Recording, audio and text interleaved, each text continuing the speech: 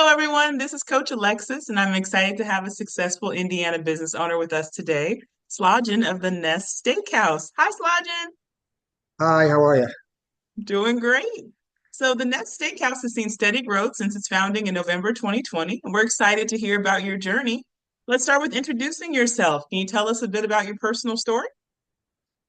Yeah, I was born and raised in former Yugoslavia, no longer there. I immigrated to the United States after the war and came to Indianapolis in December 2nd of 1998. Immediately, started working and uh, you know, working towards my dream. I was always in restaurant business. Got involved in restaurant business right from the start. Um, and later on ended up living my dream and opening my own business. It's awesome. So, how did this business come about, and at what point did you decide you had the confidence to run your own business? uh, as I grew through restaurant industry in the United States, I started pretty much from the bottom when I came to the States by washing dishes and all the way up to recent before I opened my restaurant, all the way up to opening partner at one of the fine establishments. Um, I got to the point in my life where I've learned so much throughout my career in this industry that I felt confident that I was ready uh, to open up my own business and work for myself versus working for other companies. Which respectfully, I am thankful to all the companies that I work for everything that they taught me, which helped me open a successful business that I have today. Amazing. So tell us more about the Nest Steakhouse. Like, how did you come up with the name? What do you do? And how does the Nest Steakhouse help people? Our restaurant is in Noblesville, Indiana, downtown on the square. And that's where me and my wife lived since I moved to Noblesville in 2001. So I consider myself to be a local. So seeing Noblesville grow the way uh, it did in the last 20 years or so, um, when the idea came about, I realized that we have never in our community had a steakhouse as such as we have now. That is the Nest, and I thought that our community was ready for it and wanted that.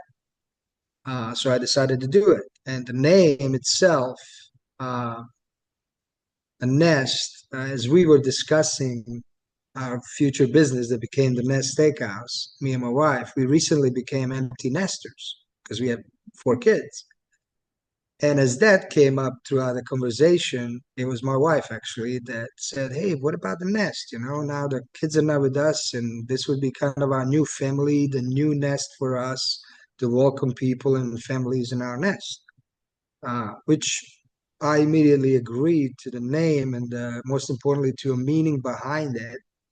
But we wanted to make it different, even with that, something different. So we decided instead of spelling it Nest, we decided to spell it Nessst. And the reason for that is my initials are SS. So we incorporated my initials into the logo, uh, and we had ourselves a name, the Nesst Steakhouse. Very clever. That's awesome. So since you've been running the Nest Steakhouse since 2020, what has been your biggest learning as a business owner? When you don't own a business, you think oh, I want to own a business. I know it all. You realize real quick, even with the confidence and the passion that I have for this business, uh, which got me to decide to do my own thing and open my own restaurant. I realized real quick how much I didn't know about opening a restaurant. So I realized real fast that what the real challenges are of owning your own business, uh, what all the obstacles are there to overcome to build a business from scratch. On top of that, I opened during COVID, so uh, it was very challenging to do it.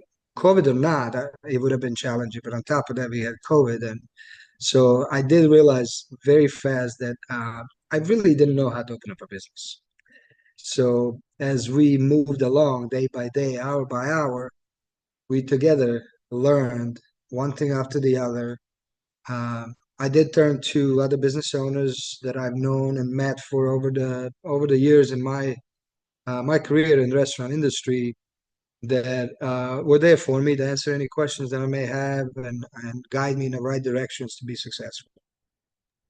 That is fantastic. Having people to turn to is really important. What do you attribute your growth to? You started during COVID, quite a time to start a business, but you've grown since then. So what do you attribute your growth to? People, uh, despite the challenges of COVID and finding people in general, right?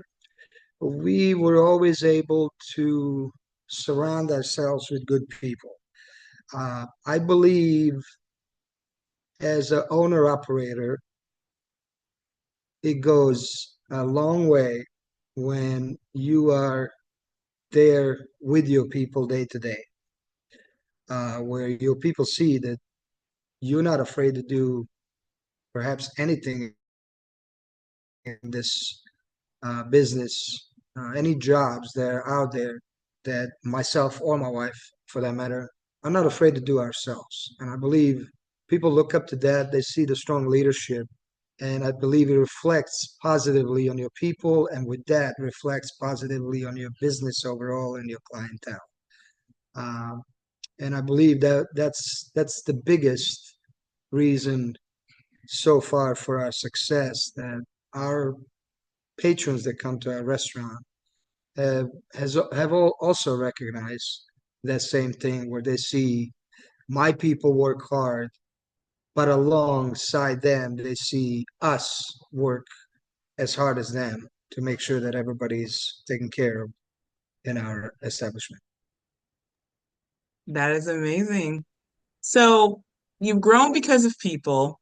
You have had a lot of learnings about what it takes to start and run a business. What are some misconceptions about running a business? I think what I said earlier, I think everybody wants to own a business until they do. It seems easy, it's easy to see. For example, I can only speak for our business. It's easy to see a busy restaurant and they have that perception of, oh, it must be nice. A lot what is not seen is what's behind the scenes, right? Uh, where people sometimes say, how come you guys come in the restaurant at 10 o'clock in the morning and you don't even open till 4? Well, it takes a lot to make sure that things are running smoothly and the guests, when they start arriving, have everything that they came here for. So I think the biggest part is when you do not own a business, and I can say that because until 4 years ago I didn't. I also had that somewhat of that thought that it must be nice. I go to dinner in a nice restaurant and it's always busy. I realized real quick that it's not that simple.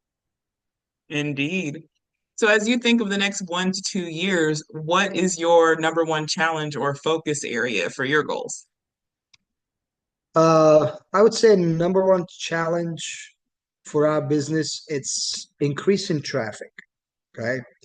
Uh, we have had challenges in 4 years, as I recently speak with a lot of my patrons about, and they know it because they've been supporting us since day one, such as, like I said, COVID, shortage of product, inflation. We recently had 4 months of construction, literally right in front of my front door that was completely closed, right? So, uh, but with all those challenges and all that being said, I think the biggest goal to take our business to the next level is to increase traffic in the restaurant overall, right? So everybody goes out to eat on Fridays and Saturdays, right? That's a that's always been a thing, always will be. But how do we? The biggest challenge is how do we increase traffic during the week, so we have that steady um, stream of income, if you will, for all of us here because I have 43 employees right now, which we're proud of. We we're definitely proud of that. But that I would say that would be our goal in the next couple of years because we have now established our business to the point where we know that we have a wonderful ambiance in the restaurant, great patrons that come here and love what we do, love our people. But it's really about how do we increase that uh, traffic throughout the restaurant in the next couple of years to come. So, marketing obviously I would say would play a big part in that, but that would be the biggest challenge. Make a busy restaurant even busier. Sounds like a great goal. So you started with a lot of thoughts about what it would take to run a business, and you've learned and you've grown from people. What advice do you have for business owners trying to do things without help from others? Don't. I would say, you know, for someone like me who had confidence to do this and wanted to do this and passion behind it because this is what I do, right? Um, I realized throughout my career and definitely since I opened my business that it's okay to reach out for help. It's okay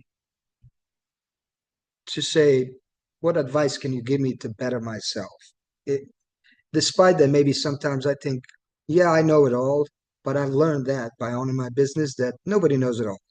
And I don't feel bad by any means or shame to ask another business owner or another business, how do you do this to succeed in this area of your business or so on, right? So I would say if you know somebody from a personal standpoint or business or uh, from consulting firms, whatever they may be, however, whatever makes you comfortable and you feel best about that would benefit your business, I would strongly recommend that you take that route without trying to do it all yourself. And I believe you people would actually realize how much easier it would become for them and how much would benefit their business. Awesome. Well, Slajan, it was a pleasure speaking with you today. Thank you for being on the show. Thank you. I appreciate it. Thank you. And please tune in to Indiana Business Spotlight podcast to hear stories of other business owners. Thank you.